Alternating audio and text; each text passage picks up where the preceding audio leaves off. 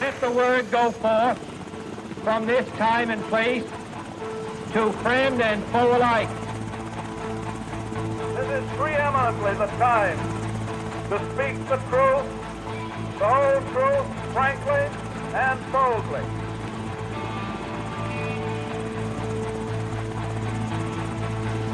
History doesn't have to be boring, buttoned up, or inaccessible. And it certainly didn't end in 1945. It belongs to all of us, and we share and add to it every day. Welcome to the History A Go-Go podcast, where I interview interesting guests, cover a motley crew of topics, and it's a place where you can sit, think, and drink all at the same time. I'm your host, Rob Mellon. My guest today is historian and author Dr. Robert May. He is an internationally recognized expert on U.S. 19th century illegal private military expeditions against foreign countries, a practice called filibustering. He has written 4 books and many, many articles about the subject. His book, Manifest Destiny's Underworld, was recognized as a Choice Outstanding Academic title for 2003, and it was published in a Spanish-language edition in 2011. Professor May played a significant role in the University College and Departmental Honors Program while at Purdue University. He remains an active scholar with his research and writing, public talks, op-eds, media appearances, and reviews of books and manuscripts for professional journals and presses. His most recent work is Yuletide in Dixie, Slavery, Christmas, and Southern Memory. And that will be our topic of discussion today.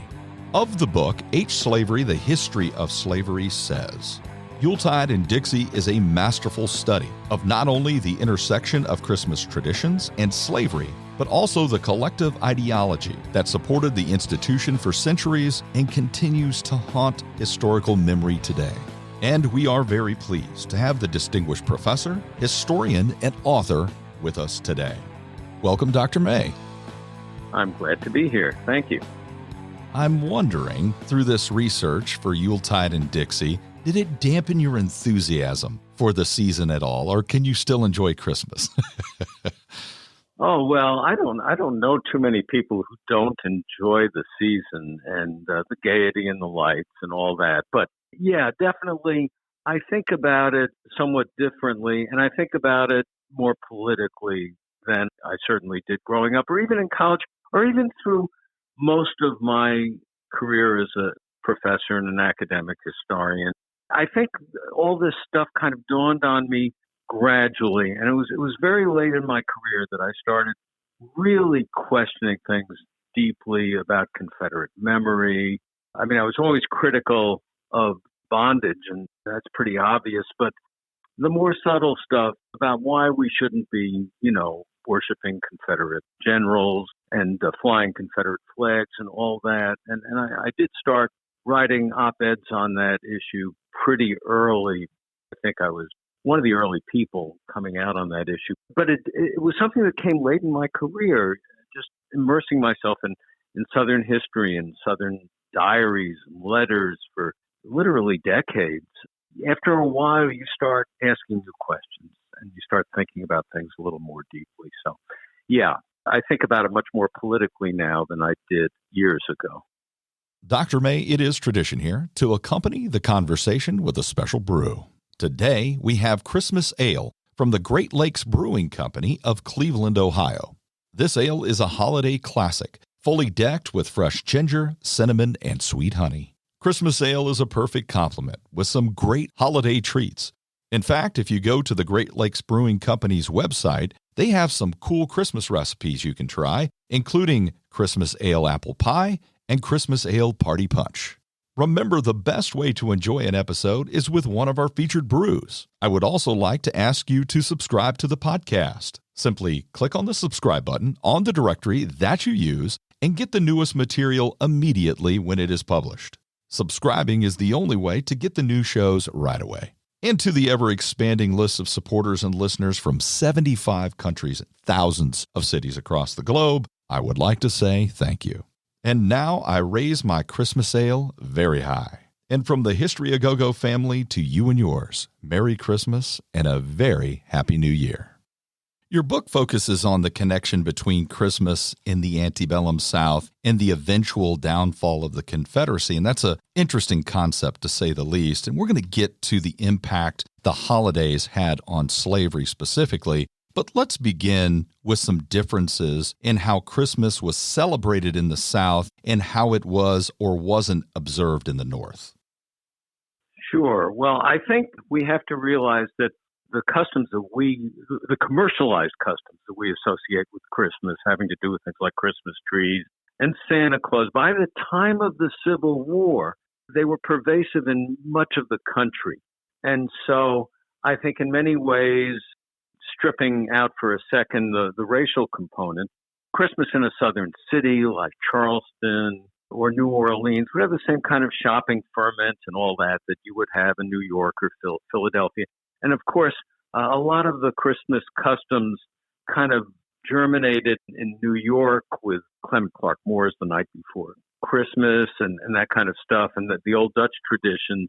And we know that the Christmas tree was an import from Germany and so on and so forth. So overall, when people think of the two regions of the country, in the early years of our history, in the colonial period, Southerners were much more likely to take Christmas seriously than Northerners were, and that's because parts of the North, especially New England, were settled by English Puritans, and the Puritans believed in stripping religion of all fluffery and stripping it down to the essentials of learning the Bible and hearing the Bible interpreted by the ministers in the church, and the churches weren't particularly ornate or anything like that, whereas the South had a much more Anglican tradition. It was settled more by people, especially in the first decades of settlement, by people with connections to the Anglican Church or the Church of England, and which was much more permissive on Christmas. So back in the old world, where the Puritans, when they controlled England,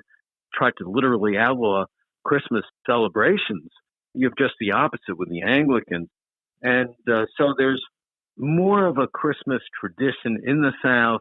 And the first states to legalize the holiday tended to be southern states, and even the territory of Florida, before it became a state, legalized Christmas early on.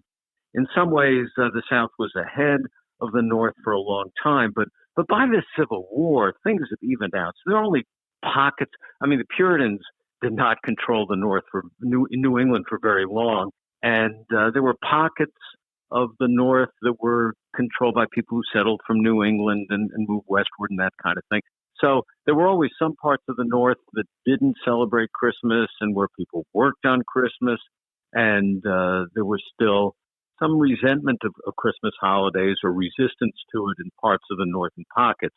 But overall, the North and the South pretty much were doing the same thing by the Civil War. And the differences were more in nuances. For instance, Southern celebrations seem to have used more noise, that is to say, the firing off of fireworks and things like that seem to have been more prevalent in the South than in the North at Christmas time. But I would say the two regions by the Civil War, in that sense, were growing closer. But the fact that they had different histories up to the Civil War led a lot of people to think that Christmas was one of the differences between the regions.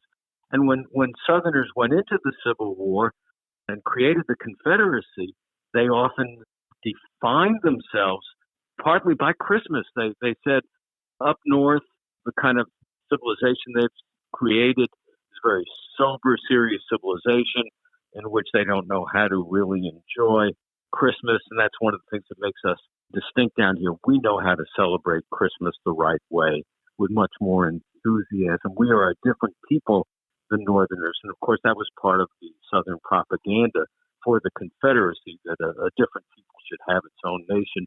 They see on Christmas as one facet of that difference. You know, that becomes clear in Yuletide and Dixie, is that Christmas is a really important part. It's not a secondary thought. It's an important part of the pre-Civil War defense of slavery in the South. Exactly. And when the Northern anti-slavery movement really gins up around the year 1830, and William Lloyd Garrison starts publishing his famous Liberator newspaper in Boston in 1831, and you have the founding of these different abolitionist societies in the North and abolitionist movements throughout the North and their efforts to pass anti-slavery legislation by Northerners in Congress, including, of course, Abraham Lincoln. The fact is that Southerners grow increasingly resentful of these Northern attacks on what they considered their way of life, and I put that in quotes. And then you have Uncle Tom's Cabin comes along, which probably infuriated Southerners more than any other single Northern attack on slavery. One of the best-selling books of all time. On top of that, it was made into a theatrical production, and it had readers on both sides of the Atlantic, multitudes of readers. And Southerners were highly resentful. So what they do in response is they churn out pro-slavery polemics of different kinds, published speeches, pamphlets, their own novels. Some of their own novels had titles very similar to Uncle Tom's Cabin. They were obviously intended as rebuttals.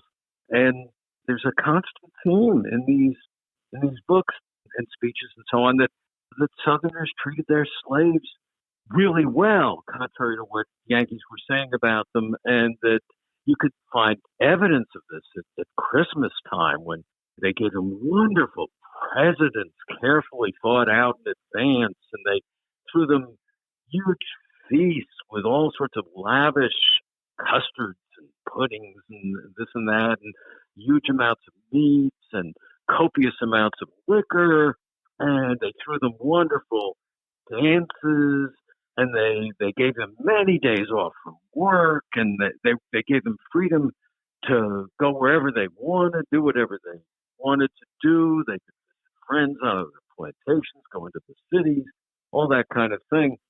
So if you check the most famous pro-slavery propagandists in the Old South, several names come up. George Fitzhugh, who wrote the book Cannibals All, and William J. Grayson, who wrote an epic poem, The Hireling and the Slave, with the title Hireling was the northern factory worker who wasn't treated well, supposedly, by the factory owner as compared to the wonderful southern slaveholder who was so generous to his slaves. He writes this incredible epic poem of scores of pages that describes all this stuff. It really lays out the pro-slavery argument or propaganda as to why Southerners resent the Northern attacks on slavery. And of course, the whole point of one of the major points of Yuletide and Dixie is to point out how misleading and often factually erroneous this all was. But when you're trying to propagandize not only Northerners so they won't attack slavery, but even your own people to believe in what they're doing, they're upholding an immoral way of life. So the propaganda is partly aimed at their own people to keep all Southerners united behind slavery at a time when only about a quarter of all Southern families owned slaves.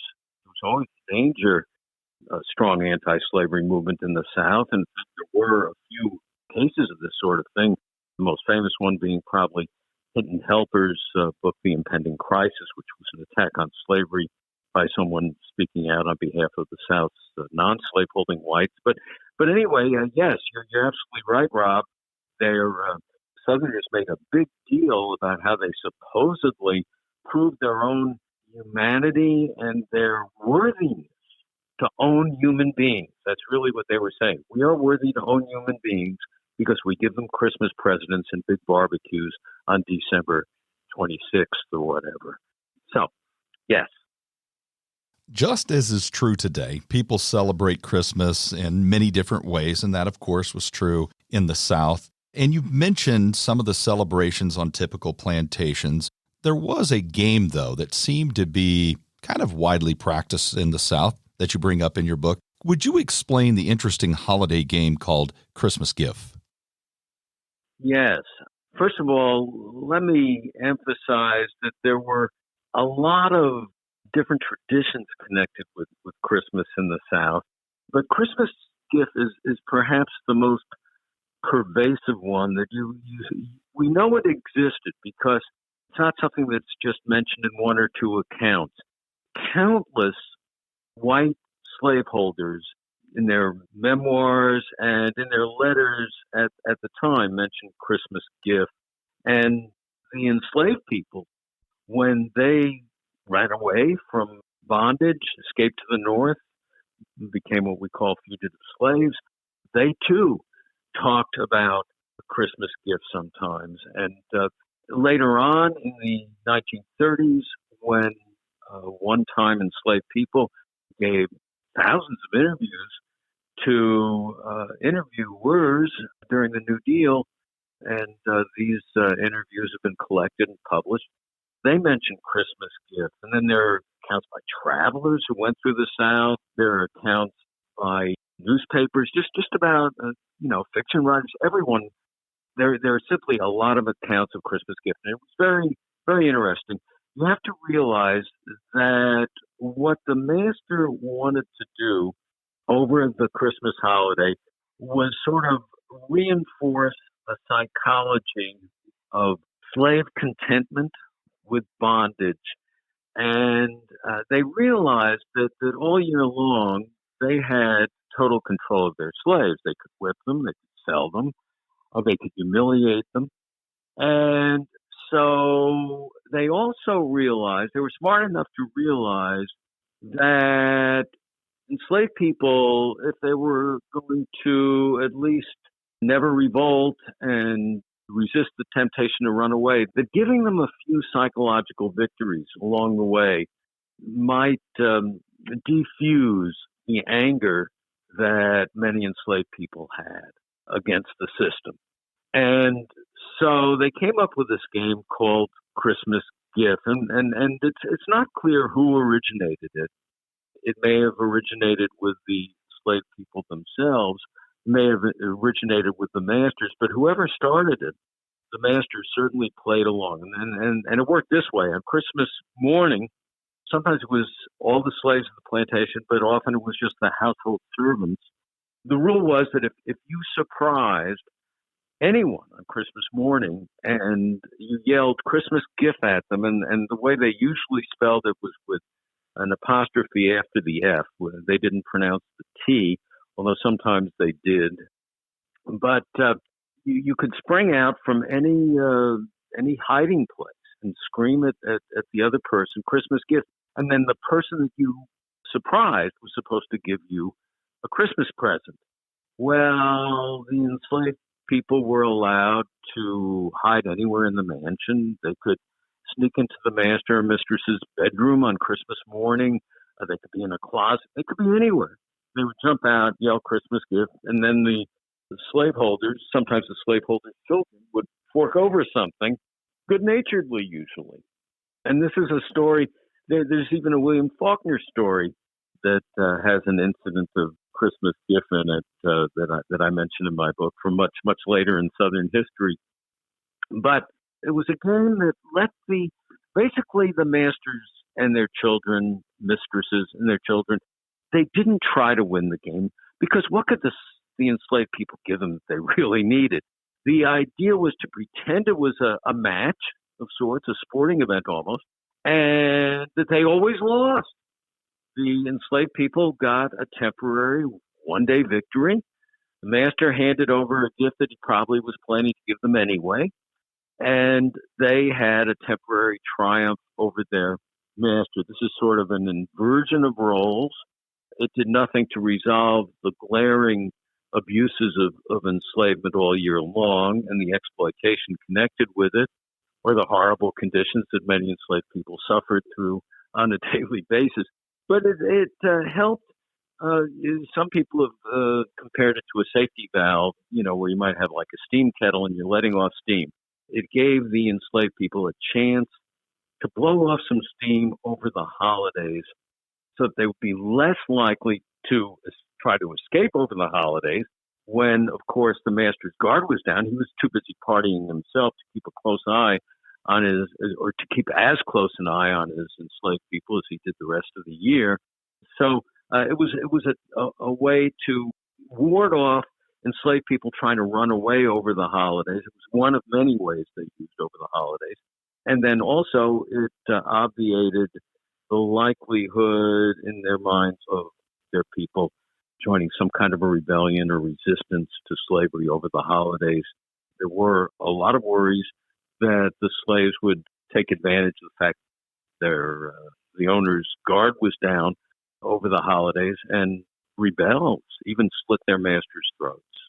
And so this was a good-natured thing that they did. There was probably more camaraderie between enslaved people and their professed owners over the holiday than at any other single time of the year.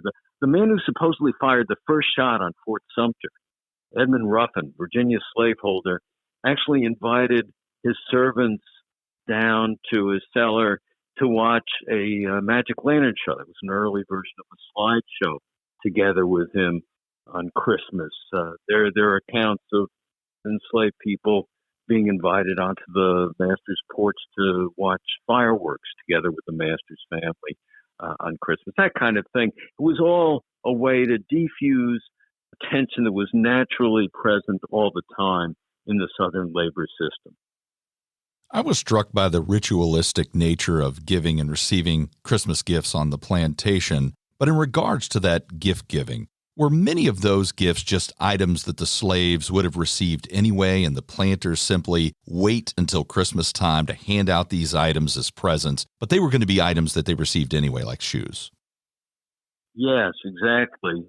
There were genuine gifts at Christmas, but they weren't overly expensive. It might be a pipe for a male slave, or an enslaved woman might get a handkerchief or something like that. The kids got toys. Obviously, we can't call toys essentials and so on. So there were some gifts over Christmas that were genuine gifts, but a large share of the giving that the enslaved people were certainly grateful for, like clothing, because if they didn't get the gifts, they'd get pneumonia and die.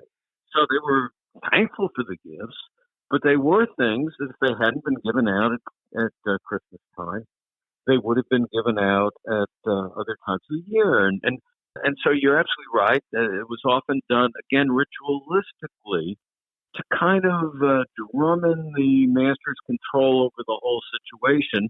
The enslaved people would march up often from the quarters where they lived in their modest shacks and march up to the big house, as it was known, the mansion house. We're talking here about the larger places in the South that had a lot of slaves. And they would march up often in single file or by twos, and they'd stand in line, and they'd go up one by one, get the gift from the master, and the master determined what gift they got and how much and so on. But it was often of things they would have gotten anyway, like clothing and also a basic food supplies that they would need just to sustain themselves. So you're absolutely right. We don't want to make too much out of this, although, of course, in post-Civil War propaganda, when Southerners develop what we call the lost cause and try to glorify not just the Confederate cause, but the lifestyle that it was based on, the Confederacy was a political movement to preserve enslavement, preserve slavery against Northern challenges to it. So they're trying to justify slavery, and they developed a tremendous amount of literature, much more even than before the Civil War, defending slavery. Not that they say they still want it usually, but they come very close. And one of the arguments is enslaved people were provided very well for, and the way they were handled and treated over Christmas proves how much masters and mistresses cared for their human property. Alcohol has become a part of holiday celebrations, some of them anyway, in modern times, but slave owners used alcohol in effect, I guess, to pacify slaves. You mentioned Thomas Jefferson in your book using whiskey, for example. What was the reason for the use of alcohol by slave owners and that inebriation that would accompany that? And did that decision ever turn out to be counterproductive for the slave owner? That's a very tricky question.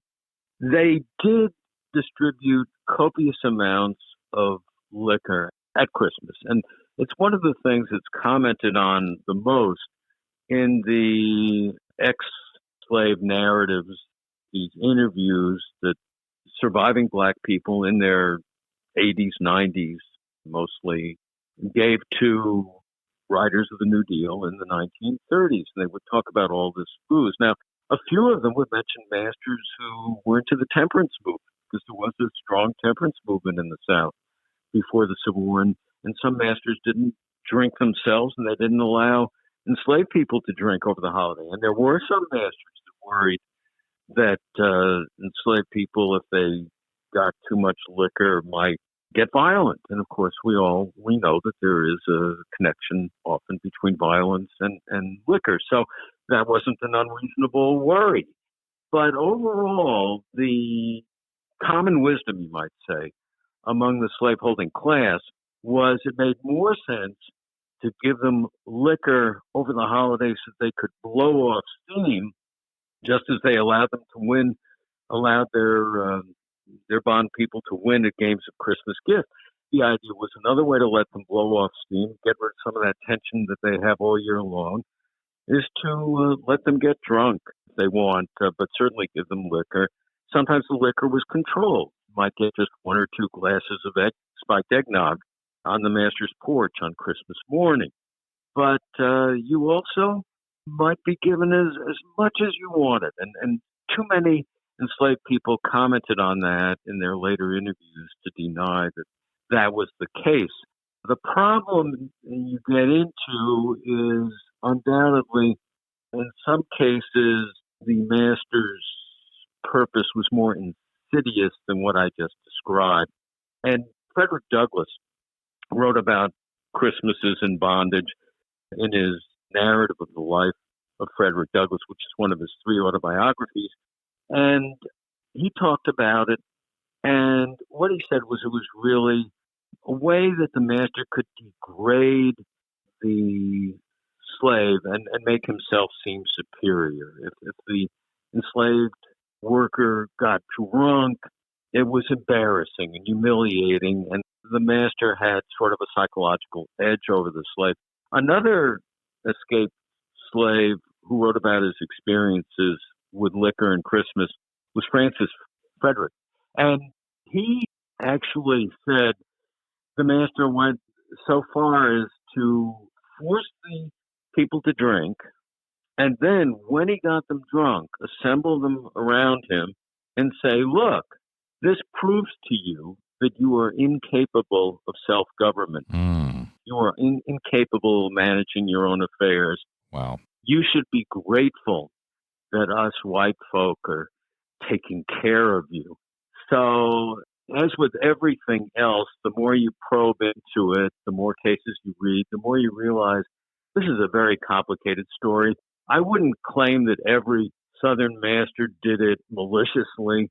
Many of them really were well-intentioned in letting enslaved people drink over the holiday. But there was this insidious side to it, and I think most of them who allowed it realized it was a way of letting slaves deal with their own resentments over the course of the year and just kind of blow off steam, and that it was worth the money and worth the risk.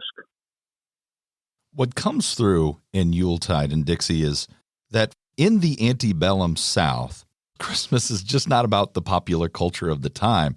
It is incredibly important in the South to maintain not only that control of the slaves, allowing them to blow off steam, as you had mentioned, but it also seemed to tamp down resentment from poor whites as well. It becomes incredibly important for the time.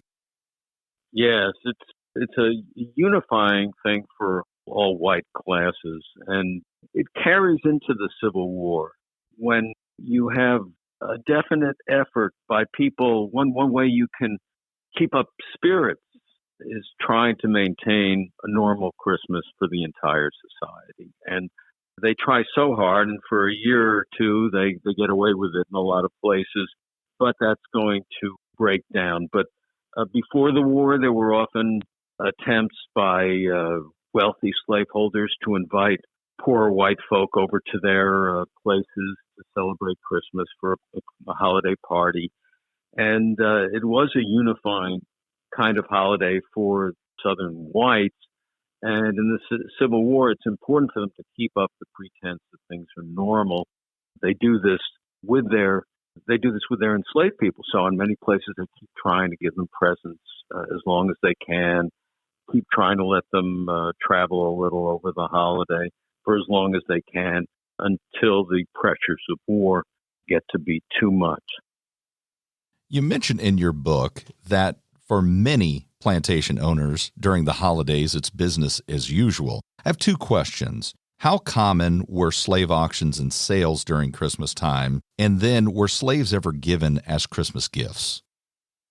Yes.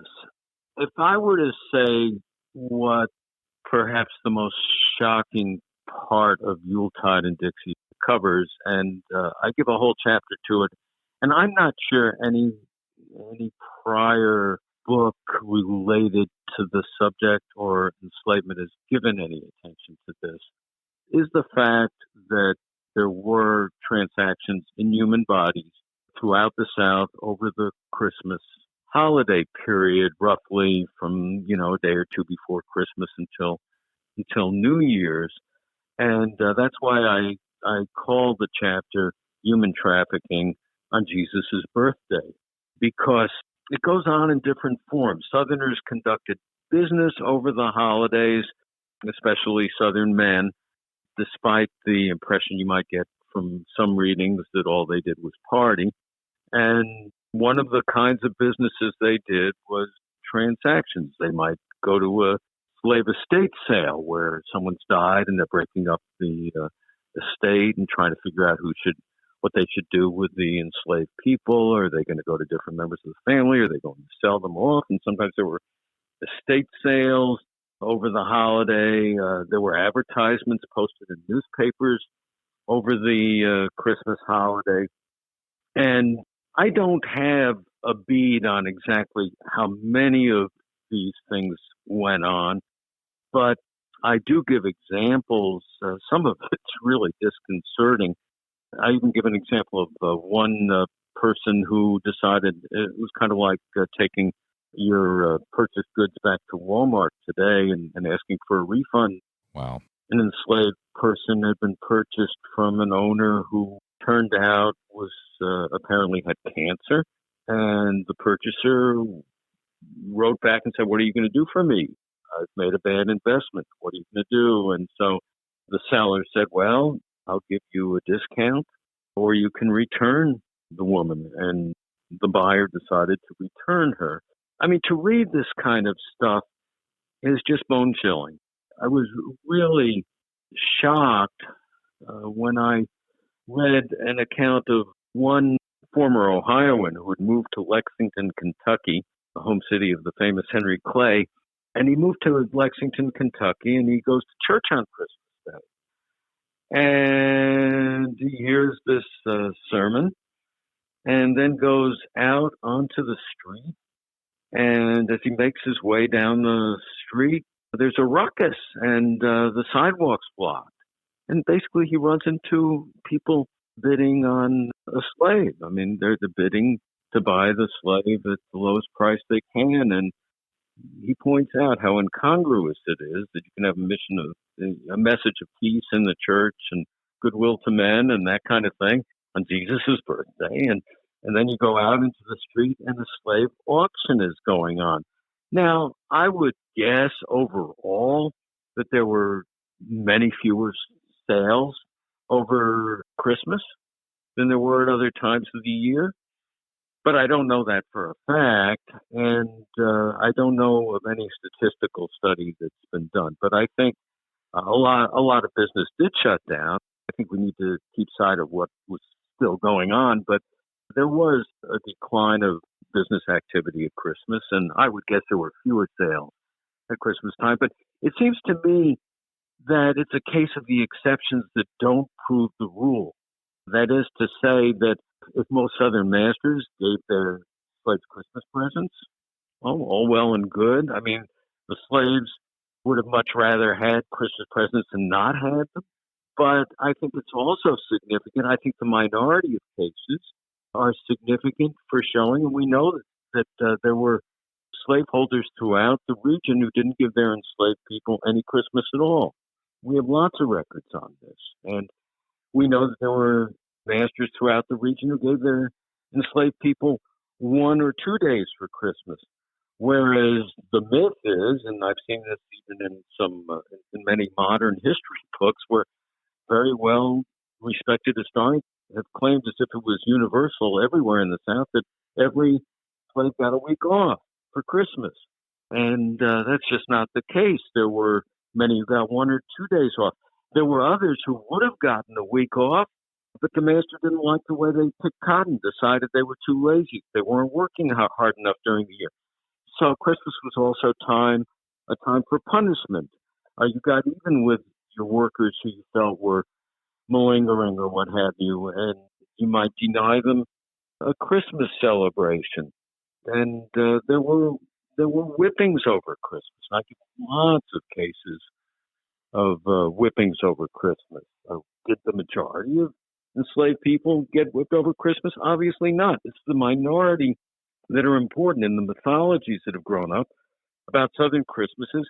We hear about the parties and the dances and the foods and the feasts, and we don't hear ever that enslaved people were whipped over Christmas or denied Christmas or what have you. So I think the fact that there were some sales over Christmas remind us of the basic fact that the enslaved workers of the South were, in a legal sense, their owner's property. And you could dispose of them however you wanted. You could use Christmas as a time to punish them. You could deny them gifts because they hadn't been working. You could deny them time off because they hadn't been working to your specifications.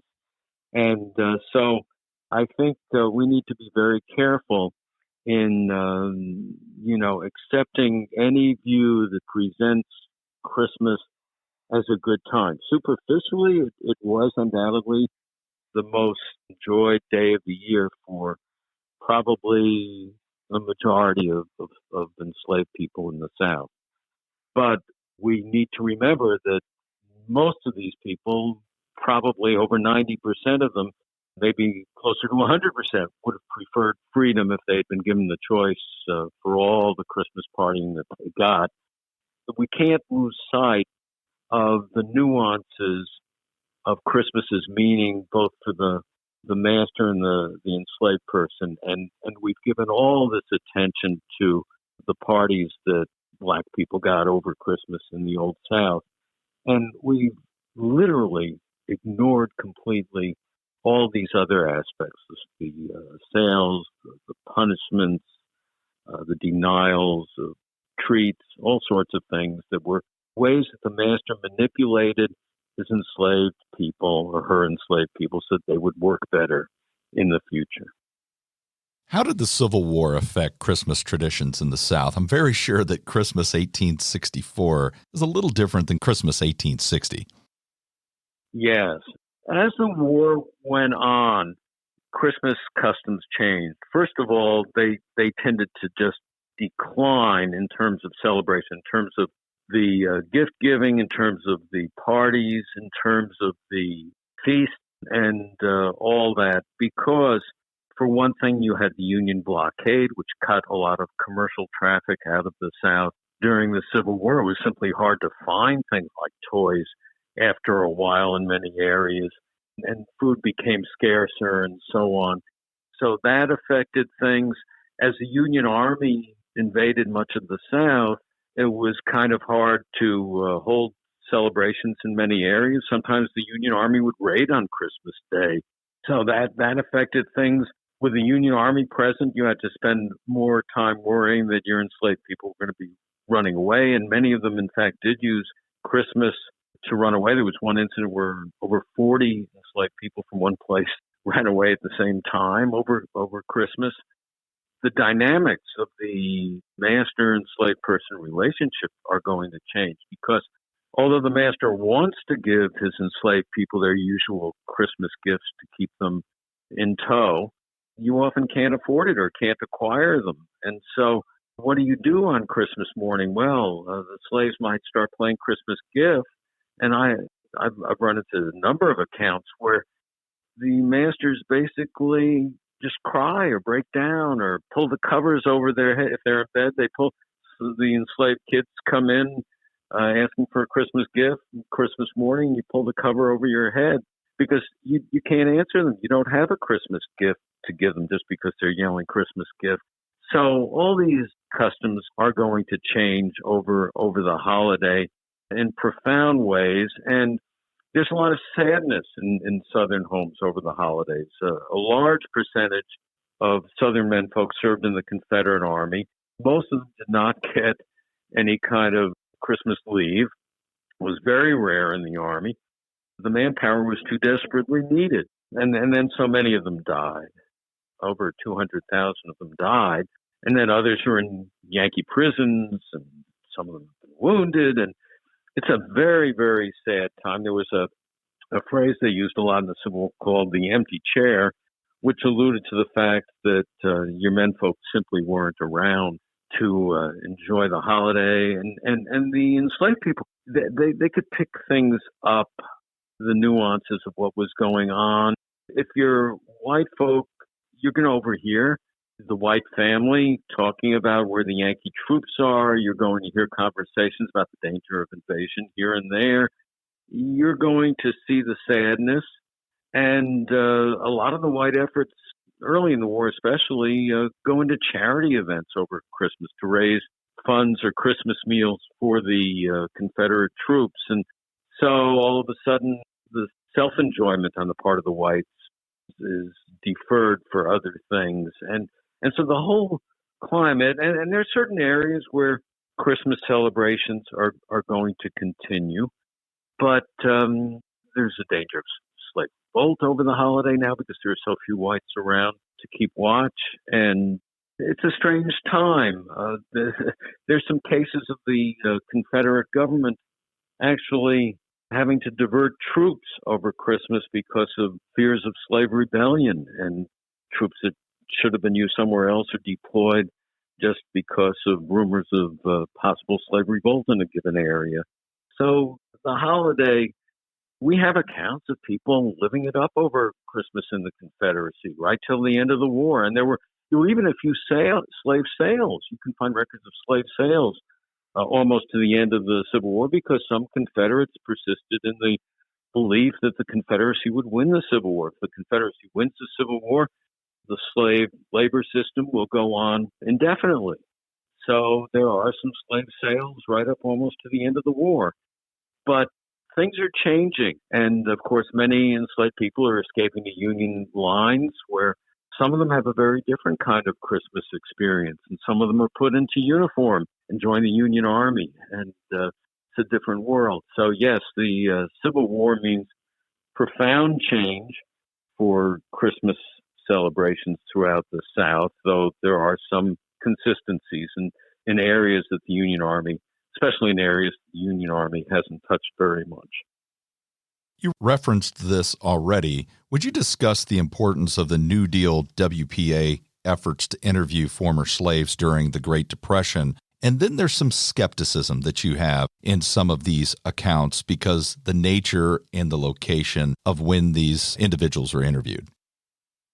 Right. Okay. So once again, one of the reasons that your listeners are probably noticing on their bookshelves in recent years, at bookstores, more and more volumes about slavery as an institution, all sorts of books about slavery, and very fine books, is the profession, starting really with the civil rights revolution of the 1960s, has come to recognize and use sources, black sources about slavery that had always been available in archives, but hadn't been widely disseminated and weren't even widely known about before the 1960s.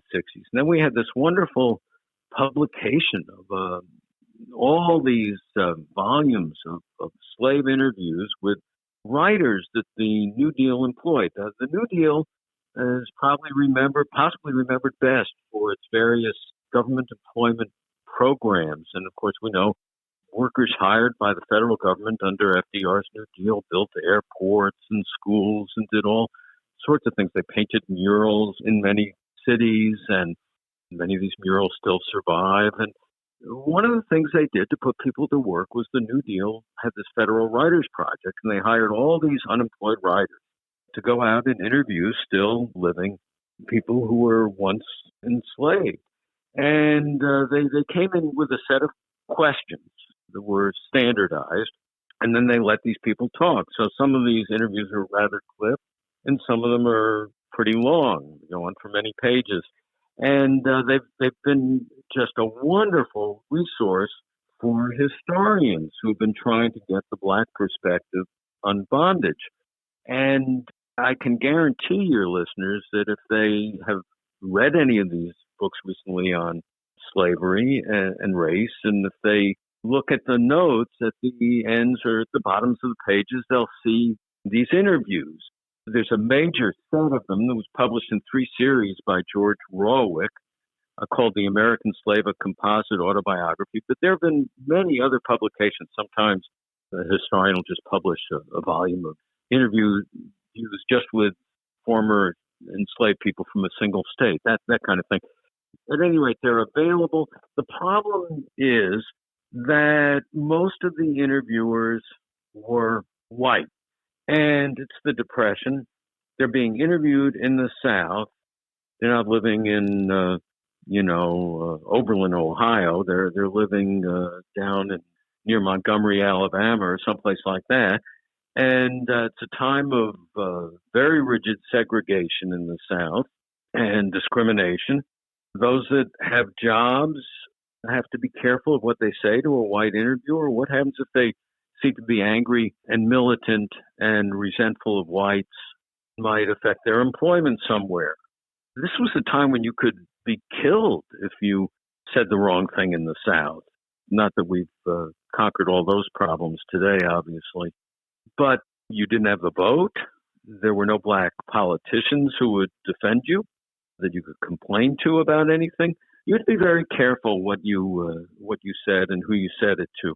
And so we have to be careful with these interviews. And some historians have gone in. They've noticed that there are a few cases in which the same former slave was interviewed by both a white and a Black interviewer. And they give different answers to the Black interviewer that are a little more, that are more critical of bondage than they were when they talked to the white interviewer. And also, the times were hard. People were rummaging through garbage cans for anything that was edible to eat, and there were long soup lines in kitchens, and it was the Dust Bowl period in part of the South, and there was all this misery. And so slave times could look a little better to some of these people than, let's say, they looked to Frederick Douglass when he was writing about enslavement in the years right after he escaped, and he was living in the North, and to be a little bit more honest, a little bit more open, much more open and much more honest, because it was different. He was in a different kind of situation. At any rate, when a Black interviewee says to a white interviewer, "Boy, I really miss those good old days when I was a slave," and some of them literally say things that are pretty close to that, you have to keep in mind that they're trying to please their interviewer. They don't want to get in trouble. And that the times are really hard when they're saying these things. And the one thing that bondage did, although many masters did not feed or clothe their workers sufficiently, most masters did because it was in their interest. Enslaved property represented a tremendous capital investment. Worth each slave was worth the equivalent of a major investment today. And they had to keep them alive, and they had to keep them healthy enough to go out in the fields or into the swamps to do their work or what have you. And as a result of that, they gave them minimal care. So at least the typical slave could be sure that every night he'd have food on the table and enough clothes to not freeze to death and enough blankets and shoes, And so slave times could look conceivably better to someone during the throes of the Great Depression. So we have to keep all that in mind, treat these accounts carefully. I think when you see so many accounts that talk about slave parties and slave barbecues over the holidays, slave dances, and that kind of thing, presents, you can be sure it happened because there are just too many accounts to just attribute them to people trying to appease their interviewers. I think that would be very unrealistic. But when you run into an account where someone says he misses the good old days or she misses the good old days on the plantation, I think you have to be careful in accepting these kinds of comments at face value. Well, my last question I have for you today, kind of to wrap up the discussion, how important are those nostalgic remembrances of Christmas in the Old South to building up the Dixie lost cause myth, that's the way you phrase it in your book? Is it a tertiary pillar or is it a more primary one?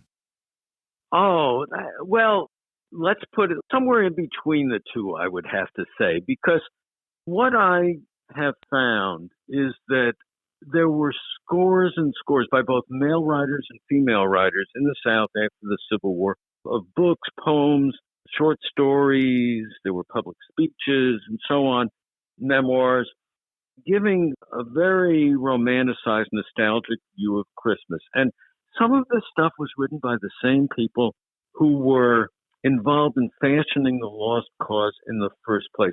For instance, we look at the Confederate monuments that are coming down in parts of the South today, and we know that many of these monuments were financed and arranged for by a female organization called the United Daughters of the Confederacy, or the UDC. These were Southern white women. Many of them were the widows or wives of former Confederate soldiers or officers, and they were writing sometimes in their United Daughters of the Confederacy publications about how wonderful masters and mistresses treated their enslaved people over Christmas. There were children of pre-Civil War Southern politicians, governors, legislators, who now are justifying what their parents did decades earlier in memoirs and things like that. And so there is a very strong link. And what I argue is that when we think of the lost cause, at least its literary component, we have to realize that many of these books after the Civil War had whole chapters devoted to the Christmas experiences of enslaved people and of the plantation as a whole. So it'd be like, would have a chapter called something like Christmas on the Old Plantation. They talk about their lives growing up on a plantation, and they give particular attention to the Christmas season. So you had all this literature being generated at a time where we didn't have TV or radio yet, much less movies, film, computers. And so literature was the way we communicated ideas for the most part. And oral culture and a lot of speeches talked about these Christmas traditions. And so you churn this stuff out. It's republished over and over again. There are plenty of modern reprintings of these tracts of various sorts that are still being put out today. They're in libraries all over the country. People read them accidentally or on purpose. I mentioned in the book Harnett Kane. I don't know how many books Harnett Kane wrote, but he's a very popular writer from New Orleans who wrote a Southern Christmas book and repeated a lot of these legends. And that was back in the 50s. And so you go right up to modern times. And there were theatrical productions that embedded these ideas. They just turned into our culture.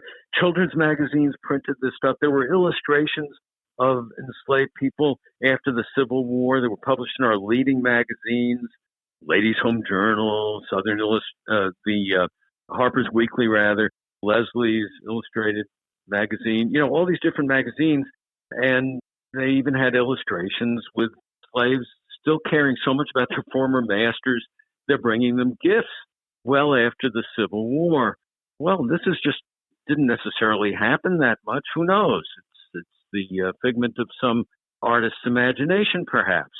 But the stuff gets out there, it gets republished, reprinted, circulated, gets into the mainstream, and it continues to affect us up till modern times, so that these days thousands of people, at least pre-COVID, were taking Christmas tours of Southern plantation homes. It's a big money maker down in the South, and these tours portrayed Christmas on the plantation as a time to celebrate. So come to such and such a plantation for Christmas this year. Celebrate the wonderful bygone days. They use words like bygone and magic to promote their events, because pre-Civil War times were magic times.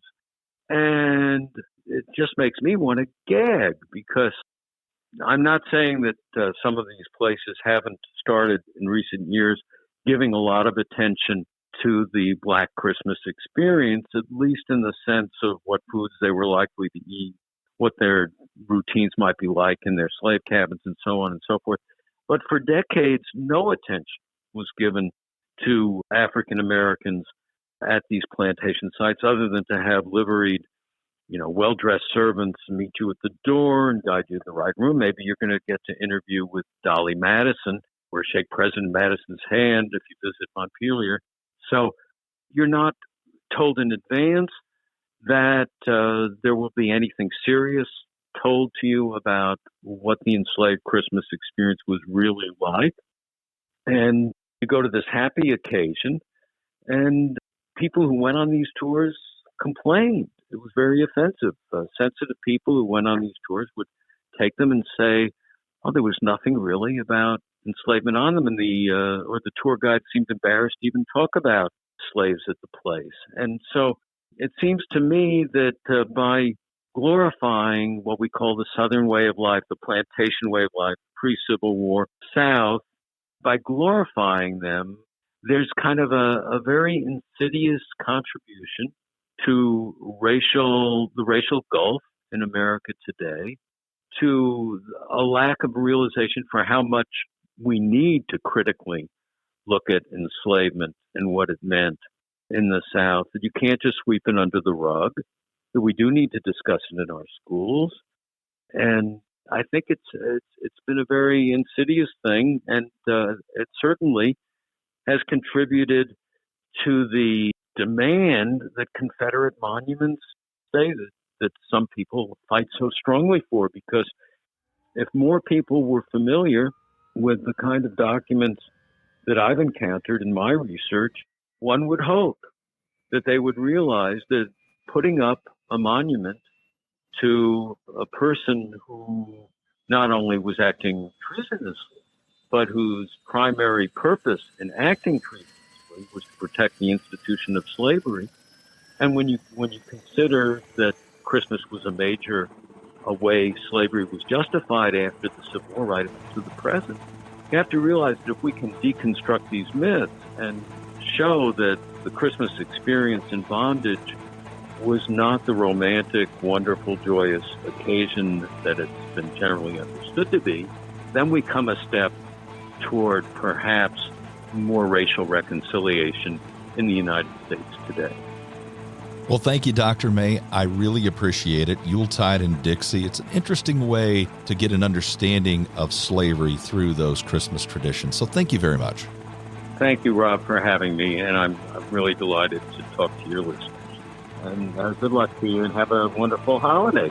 You too. Merry Christmas. Merry Christmas to you. Bye-bye. I would like to thank my guest, historian and author, Dr. Robert May. And if you would like to get his new book, Yuletide and Dixie, Slavery, Christmas, and Southern Memory, simply click on the link in the description below. Of the book, the Journal of Southern History says, this book shows how much power the nostalgic portrayal of slave Christmases has had over the popular imagination. Our featured brew was Christmas Ale from the Great Lakes Brewing Company of Cleveland, Ohio.